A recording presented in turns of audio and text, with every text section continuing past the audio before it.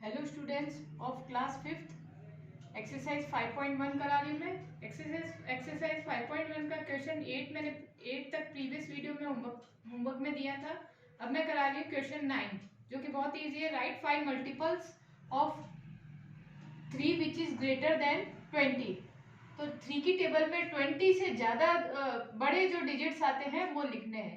तो 3 की टेबल में आता है 3 7 जा 21, 3 8 जा 24, 3 9 जा 27, 3 10 जा 30, 3 11 जा 33। ठीक है, तो ये क्या है, 5 मल्टीपल्स है।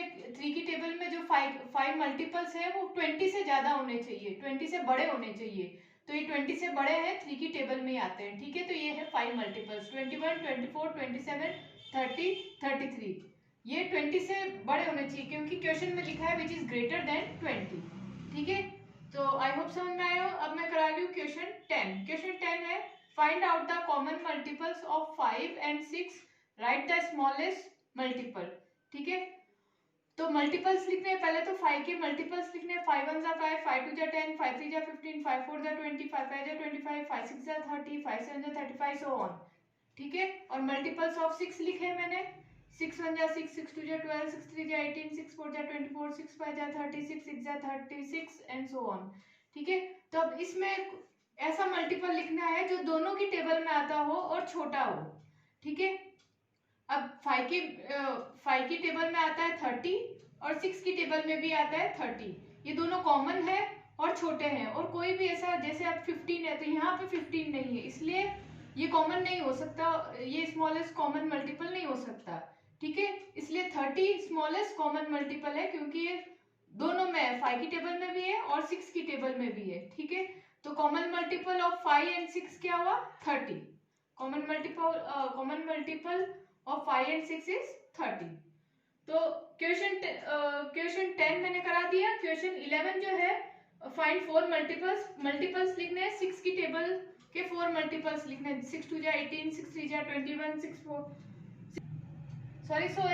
6 के मल्टीपल्स लिखने हैं। 6 2 जा 12, 6 3 जा 18, 6 4 जा 24, 6 5 जा 30। ये मल्टीपल्स लिखने हैं। 8 के मल्टीपल्स लिखने हैं, 15 के मल्टीपल्स लिखने हैं, मतलब 6 की टेबल लिखनी है 4 टाइम्स। ठीक है, तो इसी तरह आपको 11th क्वेश्चन करना है, टेबल लिखनी है, तो आई होप कर पाओगे।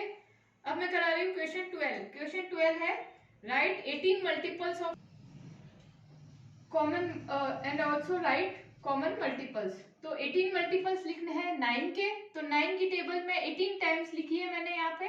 ठीक है, और 6 के भी 18 मल्टीपल्स लिखने हैं। तो 6 की टेबल 18 टाइम्स लिखी है मैंने यहाँ पे। ठीक है, तो अब इसमें से जो कॉमन है वो मेरे कॉमन मल्टीपल्स होंगे किसके, 9 और 6 के। तो इसमें से जो जो कॉमन है, जैसे 18 9 की टेबल में है तो 6 की टेबल में भी 18 है, तो ये मेरे कॉमन हो गया। ठीक है, और 36 9 की टेबल में आता है और 36 6 की टेबल में भी आता है, ये भी मेरा कॉमन मल्टीपल हो गया। 54 9 की टेबल में आता है और 54 6 की टेबल में भी आता है, ये भी मेरा कॉमन मल्टीपल हो गया। 72 9 की टेबल में आता है और 6 की टेबल में भी आता है, दोनों की टेबल में आना चाहिए, उसे कहते हैं एक कॉमन मल्टीपल। ठीक है, जो 9 की टेबल में भी आता हो, 6 की टेबल में भी आता हो। 9 की टेबल में भी आता है और 6 की टेबल में भी आता है।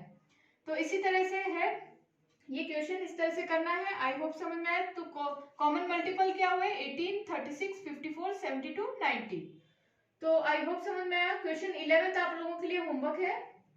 That's it.